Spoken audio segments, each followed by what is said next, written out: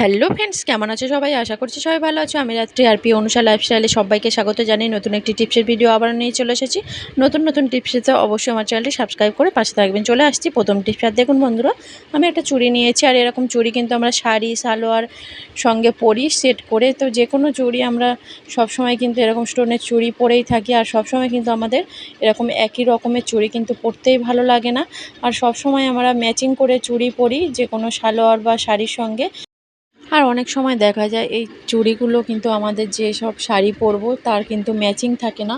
আর তার জন্য আমি কি করছি দেখুন বন্ধুরা, আমরা কিন্তু সেই শাড়ির সঙ্গে আমরা ম্যাচিং একটা চুড়ি তৈরি করে নিতেই পারি বাড়িতে। আর আমাদের কিন্তু এক্সট্রা টাকা খরচা করে সেই কালারের চুড়ি কিন্তু আমাদের আর কিনতেই হবে না। আমি একটা রবার ব্যান্ড নিয়ে নিয়েছি। তো নিয়ে দেখুন,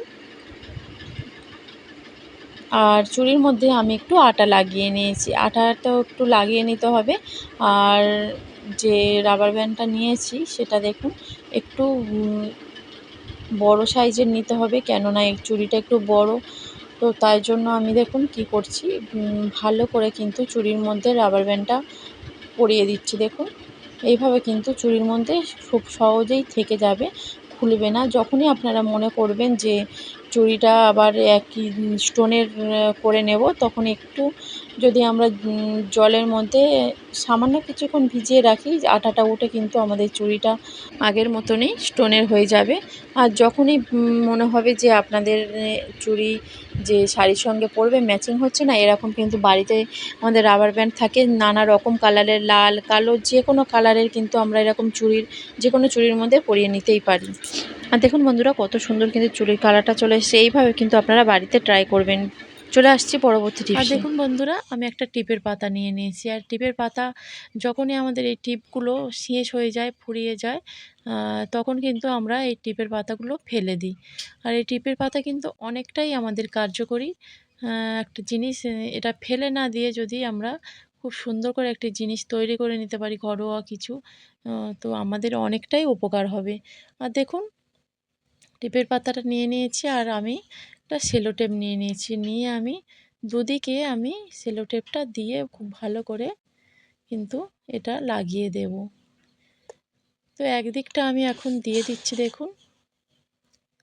আর ভিডিওটা কেমন লাগলো অবশ্যই আপনারা কিন্তু কমেন্ট করে জানাবেন। কে কোথায় থেকে ভিডিওটা দেখছেন অবশ্যই কমেন্ট করে দেবেন। আর ভালো লাগলে অবশ্যই একটা লাইক করে দেবেন। আর ফ্রেন্ডস এবং ফ্যামিলির সঙ্গে অনেক শেয়ার করে দেবেন। আর একদিকে আমার লাগানো হয়ে গেল, আর একদিকটায় আমি এরকমভাবেই একটা সেলো টেপ নিয়ে নিয়েছি কেটে। তো নেওয়ার পরে আমি একইভাবে লাগিয়ে দিচ্ছি যাতে না খুলে যায়।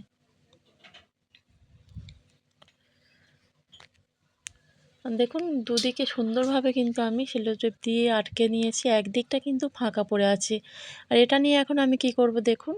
আর আমাদের সবার বাড়িতে কিন্তু এরকম ভোটার কার্ড, আই কার্ড, আর এটিএম কার্ড এগুলো থাকে। তো ছোট জিনিস যখন আমরা ব্যাগে করে নিয়ে যাই, তো অনেক সময় দেখা যায় পড়ে যায় কোথাও, আর খুঁজে পায় না, অনেক তখন সমস্যার মধ্যে পড়তেই হয়। তার জন্য আমি কি করছি দেখুন। আর এই টিপের পাতাটা শেষ হয়ে গেলে তো আমরা ফেলেই দিই। আর এরকম টেপ দিয়ে চারিদিকে দিয়ে যদি আমরা এই এটিএম কার্ড, ভোটার কার্ড এগুলো রেখে দিতে পারি একটা কভার করে, তাহলে কিন্তু যখনই আমরা বাজারে বা কোথাও নিয়ে যাব, যখনই দরকার পড়বে, এই এরকমভাবে যদি আমরা ব্যাগের ভিতর করে নিয়ে নিই, এটা কিন্তু হারিয়ে যাবে না। আর ছোট করে একটা করে খুঁজতেও হবে না। আর দেখুন আমি একটা ব্যাগের মধ্যে দিয়ে দেখিয়ে দিচ্ছি কত সুন্দর একটা রয়ে গেছে। বাড়িতে অবশ্যই টিপসটা অ্যাপ্লাই করবেন। আসছি পরবর্তী টিপস। আর দেখুন বন্ধুরা, আমি একটা বটি নিয়েছি। তো বটি অনেকেই এখন দেখা যাচ্ছে বটি ছাড়া কিন্তু ছুরি দিয়েই কিন্তু সবজি কাটছে। আবার অনেকেই কিন্তু বটি দিয়েই সবজি কাটি আমরা। তো বটি দিয়ে কাটার পরে কি হয়, আমরা কিন্তু এটা সবসময় ধুয়ে রাখি না। দেখা যায় ধুয়ে রাখলে কিন্তু এটার যেহেতু লোহার, এটা কিন্তু অনেক সময় জং লেগে যায়। খুব তাড়াতাড়ি কিন্তু এই বটিটা নষ্ট হয়ে যাবে। আর নষ্ট হয়ে গেলে কি হবে, আমাদের কিন্তু আবারও দাম দিয়ে এই বটিটা কিনতে হবে। আর এই বটিগুলোর দাম কিন্তু অনেক টাকাই পড়ে। আর আমরা হয়তো আজকে সবজি কেটে রাখছি, তারপরে কিন্তু আমরা এটা ধুয়েও রাখছি না। আর এটা আলগা করেই এরকমভাবে রেখে দিই। তখন কি হয় টিকটিকি, আরশোলা এগুলো কিন্তু মুখ দিয়ে বটির মধ্যে চলে যায়। আর তারপরের দিন কি হয় আমরা কিন্তু এটাতেই সবজি কাটি। আর ওই সবজিটা তখন কাটলে কি হয় আমাদের কিন্তু অনেক সময় অনেক রোগ কিন্তু হতে পারে। শরীর খারাপও হয়ে যেতে পারে। তার জন্য আমি কি করছি দেখুন একটা মোজা নিয়েছি। খারাপ বাতিল দেওয়া মোজা হলেই হবে। মোজাটা নিয়ে কি করছি আমি বটির মধ্যে এইভাবে পরিয়ে দিলাম। তো পড়ালে কি হবে? এর মধ্যে কিন্তু কোনো রকম তেলাপোকা, আরশোলা, টিকটিকি কিন্তু কোনো রকম কিন্তু এতে মুখ দিতেও পারবে না। আর বটিটা কিন্তু একদম ভালো থাকবে। আর বাড়িতে অবশ্যই টিপসটা এপ্লাই করবেন। চলে আসছি পরবর্তী টিপসে। আর দেখুন বন্ধুরা, মোমবাতি আমরা কিন্তু আমাদের প্রায় সময় কিন্তু মোমবাতি জ্বালাতে কাজে লাগে, কিন্তু অনেক সময় দেখা যায় হয়তো লোডশেডিং হয়ে গেল বাড়িতে। তো তখন আমরা কি করি মোমবাতি জ্বালাই। আর তখন কি হয় যখনই আমরা মোমবাতিটা জ্বালাই তাড়াতাড়ি কিন্তু আমাদের মোমবাতিটা শেষ হয়ে যায়। তার জন্য কি করছি দেখুন বন্ধুরা, মোমবাতির মধ্যে আমি একটু সর্ষের তেল নিয়ে নিচ্ছি। আর সর্ষের তেল তো সবার বাড়িতেই থাকে।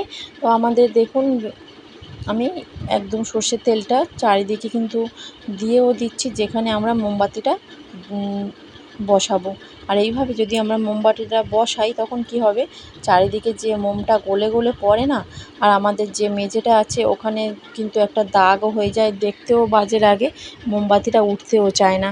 তাই যদি আমরা সর্ষের তেল দিয়ে এইভাবে মোমবাতিটা বসাই তার পরেও কিন্তু আমাদের কোনো রকম মেঝের মধ্যে দাগও হবে না। আর মোমবাতিটা জ্বালানোর সঙ্গে নিভেও যাবে না, তাড়াতাড়ি শেষও হয়ে যাবে না। যেটা 10 মিনিট জ্বলতো সেটা কিন্তু আমাদের প্রায় 30 মিনিট পর্যন্ত এই মোমবাতিটা জ্বলবে।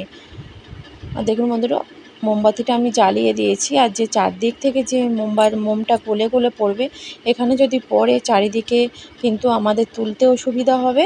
আর খুব সহজেই কিন্তু এই মোমটা উঠে যাবে।